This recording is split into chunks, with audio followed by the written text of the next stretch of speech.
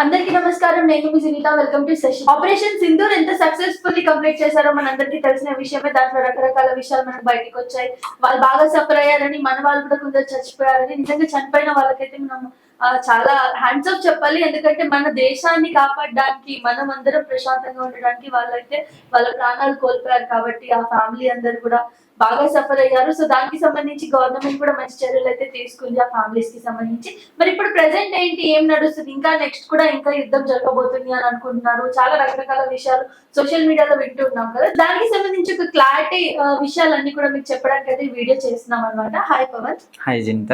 So చెప్పు, ఏం జరగబోతుంది నెక్స్ట్? ఆపరేషన్ సింధూర్ అయితే సక్సెస్ అయింది. అవును, అసలు ఆపరేషన్ సింధూర్ అని ఎందుకు పెట్టారంటే, సో ఎంతో మంది టూరిస్టుల వాళ్ళ పసుపు కుంకుమలను పోగొట్టుకున్నారు కాబట్టి, వాళ్ళ హస్బెండ్ చంపేశారు కాబట్టి, సో మోడీ గారు అయితే విప్లవాత్మక నిర్ణయం అయితే తీసుకున్నారు. సో తీసుకున్న తర్వాత ఈ మిషన్ లీడ్ చేయడానికి కూడా ఒక లేడీస్ ని పెట్టినట్టు ఆడవాళ్ళని పెట్టారు. ఎందుకంటే పాకిస్తాన్ మోడీకి చెప్పుకోపోండి అని చెప్పేసి ఆ ఉగ్రవాదులు చెప్పడం జరిగింది. సో అందుకని చెప్పేసి ఈ నిర్ణయం తీసుకుంటుంది. అంటే మనం ముందే వీడియోలో మాట్లాడుకుందాం, అట్లీస్ట్ వారం పట్టదు మనం గెలవడానికి అని చెప్పేసి. వారం కాదు, 3 days లోనే కంప్లీట్ అయిపోయింది. 2 days లో ఐ థింక్. సో అంటే పాకిస్తాన్ దగ్గర అంత బలం లేనప్పుడు, అంత యుద్ధం చేయగల సత్తా లేనప్పుడు అన్ని మూసుకొని కూర్చోవాలి. ఇప్పుడు ఇట్లా ఎలా అవుతుందంటే, మనం ఇప్పుడు వీళ్ళకి కొన్ని ఒప్పందాలు పెట్టుకుంటారు, ఇప్పుడు దాడి చేయకూడదు అని చెప్పేసి. సో వాళ్ళు పర్మిషన్, మన వాళ్ళు అంతా ఒప్పందం క్లియర్ అయ్యి దాడి చేయకుండా సైలెంట్ గా ఉన్నప్పుడు వాళ్ళు కాల్ చేస్తున్నారు. అంటే ఈ విధంగా చేయడం వల్ల ఇంకా ఇండియాకి ఇంకా కోపం వస్తుంది. సో ఫైనల్ గా అయితే మన వాళ్ళు కూడా ఎంతో మంది ప్రాణత్యాగం చేశారు, వీరమరణం పొందారు. సో మన మురళీ నాయక్ గారు కూడా పాపం ఆయన అంబిషన్, ఆయన మిలిటరీలోకి వెళ్ళాలి, దేశం తరపున పోరాడాలి అని చెప్పేసి పాపం ఆయన ప్రాణత్యాగం చేశారు. ఎంత పెద్ద ఎత్తున నివాళులు అర్పించడం మనం చూస్తూనే ఉన్నాము.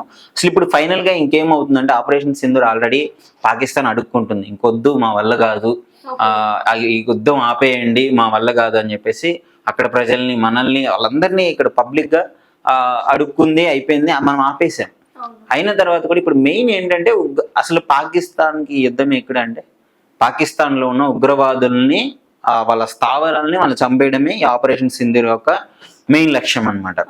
సో ఆల్మోస్ట్ అది మనం రీచ్ అయిపోయాం. దాదాపు ఒక 100 మందిని అఫీషియల్ గా మనకి రాలేదు, దాదాపు ఒక 100 మంది ఉగ్రవాదులను అయితే చంపేయడం జరిగింది, వాళ్ళ స్థావరాలను కూల్చేయడం జరిగింది. ఇంకా నడుస్తుంది, ఎవరెవరు ఎక్కడెక్కడ ఉన్నారని చెప్పేసి జరుగుతుంది. లిటరలీ పాకిస్తాన్ కి మనకి జరిగిన యుద్ధంలో మనం ఎప్పుడు ఓడిపోయింది లేదు, ఫస్ట్ నుంచి గెలుచుకుంటూనే వస్తాం. మెయిన్ మైనస్ ఏంటి అంటే, మన సైనికులు చనిపోవడం జరుగుతుంది, ప్రాణత్యాగాలకి చేయడం జరుగుతుంది. సో అదొక్కటే మైనస్. ఇప్పుడు ఇంకా సోషల్ మీడియాలో ఇంకో ట్రెండ్ ఏం నడుస్తుందంటే, పాకిస్తాన్ లో కిరాణా హిల్స్ లో అణువాయువు అనేది లీక్ అయిందని చెప్పేసి, న్యూక్లియర్ గ్యాస్ లీక్ అయింది, అక్కడ చాలా డేంజర్ గా ఉంది పరిస్థితులు అని చెప్పేసి అని అంటున్నారు.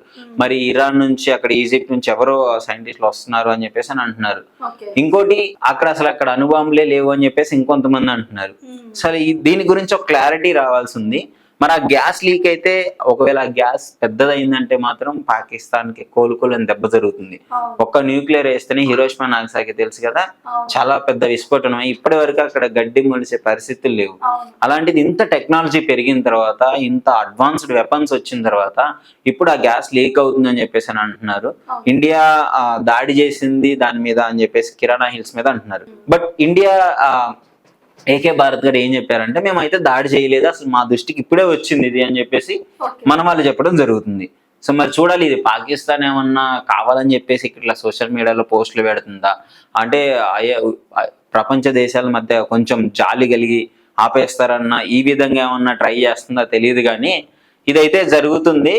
కానీ పాకిస్తాన్ కనుక అది నిజంగా న్యూక్లియర్ వెపన్స్ ఉంటే, ఆ గ్యాస్ లీక్ అయితే మాత్రం పాకిస్తాన్కి కోలుకోలేని దెబ్బ అని చెప్పుకోవచ్చు. సో ఇది పరిస్థితి. మరి ట్రంప్ కూడా కొంచెం ఇండైరెక్ట్ గా గూడుగుటాన్ని చేస్తున్నాడు, ఇండియాకి సపోర్ట్ చేస్తూనే బ్యాక్ డోర్ లో పాకిస్తాన్ కి సపోర్ట్ చేస్తున్నాడు అని చెప్పేసి ఈ విధంగా కూడా నడుస్తుంది. మరి చూడాలి, ఫైనల్ కంక్లూజన్ అయితే ఏం లేదు. బట్ ఎనీవేస్, ఇండియా అయితే ఒక ప్రౌడ్ మూమెంట్ అని చెప్పుకోవచ్చు. ఎప్పుడు సైలెంట్ గా ఉంటుంది, ఎన్నిసార్లు దాడులు చేసినా అనే దానికి ఒక్కసారి మనం తిరగబడితే ఎలా ఉంటది అని చెప్పేసి ఇండియా చూపించింది క్లియర్ గా.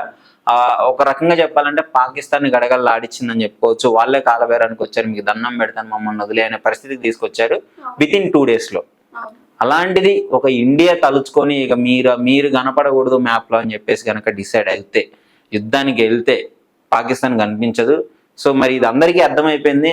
మెయిన్ గా మునీర్ ఎవరైతే ఉన్నాడో ఆయన కూడా బయటకు వచ్చి ఉగ్రవాదులను పలకరిస్తున్నాడు అని కూడా తెలుస్తుంది. సో ఇండియా అయితే ఊకోజ్జింత లిటరలీ ఆ మోడీ గారు దాదాపు 6 లక్షల కోట్లు ఎంతో డిఫెన్స్ సిస్టమ్ కి. ఇప్పుడు లిటరలీ మన డిఫెన్స్ సిస్టమ్ ఇంకా స్ట్రాంగ్ చేసుకోవాలి, కొత్త వెపన్స్ తయారు చేయాలి, కొత్త వెపన్స్ అడ్వాన్స్డ్ వెపన్స్ కొనుక్కోవాలని చెప్పేసి మోడీ గారు అయితే నిర్ణయం తీసుకోవడం జరిగింది. సో ఇది ఇంకా అంటే ఇంకొక అడ్వాన్స్ స్టెప్ అని చెప్పుకోవచ్చు మనం. శాంతి పరంగా కాదు, శాంతి నెలకొల్పాలంటే యుద్ధం చేసి శాంతిని నెలకొల్పాలి. డెఫినెట్లీ పాకిస్తాన్ అయితే వినేటట్టు లేదు. సో ఈ విధంగా ఇండియా అయితే ముందుకు వెళ్ళిపోతుంది. అసలు నీకేమనిపిస్తుంది ఆపరేషన్ సింధూర్ అని పెట్టేసి మహిళలకి ఈ విధంగా జరిగినందుకు? అదే విధంగా మనం ఒక 2 days లోనే పగ తీసుకోవడం జరిగింది. సో నీకేమనిపిస్తుంది? ఏంటంటే ఎప్పుడైతే మన భారతదేశంలో ఎప్పుడైనా ఇలాంటి దాడులు జరుగుతాయో ఖచ్చితంగా మోదీ గారు అయితే ఇన్స్టెంట్ రియాక్షన్స్ అయితే మనకి రివెంజ్ అయితే తీసుకుంటారు, ఎప్పుడో జరిగేదే. సో ఇప్పుడు ఏంటి అని అంటే ఆపరేషన్ సింధూర్ అని పెట్టి ఇప్పుడు ఎవరి వల్ల అయితే అయిందో, ఎవరి ఫ్యామిలీస్ లో హస్బెండ్స్ కానీ వాళ్ళు చనిపోయారో వాళ్ళకి సంబంధించి రివెంజ్ తీసుకోవడం అనేది నిజంగా ఆడవాళ్ళు అయితే చాలా హ్యాపీగా ఫీల్ అవుతారు. ఎందుకంటే ఫ్యామిలీ చాలా సఫర్ అయ్యారు. అందులో మోదీకి చెప్పండి అని చెప్పడం జరిగింది కదా, సో దానికి మంచి రివెంజ్ ఇచ్చారు. మోదీకి చెప్పారని కూడా కొన్ని ట్రోల్స్ అవి కూడా వచ్చాయి. సో మొత్తానికి అయితే చాలా మంచిగా చేశారు మోదీ గారు. వీళ్ళే కాదు, ఎవరైనా మన దేశం మీదకి వస్తే మాత్రం ఊరుకోము అన్నదైతే చాలా స్ట్రాంగ్ గా చూపించారు అనుకుంటున్నాం. సో ఇది అంటే ఫైనల్ గా అంటే ఒక చిన్న ఇష్యూ. ఎప్పుడు ఇండియా అయితే ఎప్పుడు సైలెంట్ గా ఉండదు, బట్ శాంతి అనే ఒక నినాదాన్ని ఉంచుకుంది కాబట్టే కొంచెం ఆగుతుంది. బట్ దీనికి మన అన్ని దేశాలు కూడా సపోర్ట్ చేయడం జరిగింది. ఇండియాకే సపోర్ట్ చేస్తున్నాయి లిటరలీ. సో బ్యాక్ డోర్ లో కొన్ని కంట్రీస్ పాకిస్తాన్ కి సపోర్ట్ చేసినా పెద్దగా ఒరిగేది ఏం లేదు అని చెప్పుకోవచ్చు. సో ఫైనల్ గా ఇది కంక్లూజన్. దీనికి సంబంధించి మరిన్ని అప్డేట్స్ కోసం మీరు ఆ శశి టీవీని చూస్తూనే ఉండండి, మరిన్ని అప్డేట్స్ మీకు ఇస్తూనే ఉంటాము. సో ప్రెసెంట్ అయితే ఆపరేషన్ సింధూర్ సక్సెస్ అయింది. ఆ తర్వాత ఏం జరగబోతుంది, నిజంగానే ఇప్పుడు ఇండియా కంట్రోల్ అవుతుందా, ఎక్కడితో ఆగిపోతుందా, లేదు ముందు ఇంకా ఫార్వర్డ్ వెళ్తుందా అని చెప్పేసి, అసలు ఏం జరుగుతుంది జమ్మూ కాశ్మీర్ అని చెప్పేసి ముందు మీకు అప్డేట్ ఇస్తూనే ఉంటాము. చూస్తూనే ఉండండి శశి టీవీ.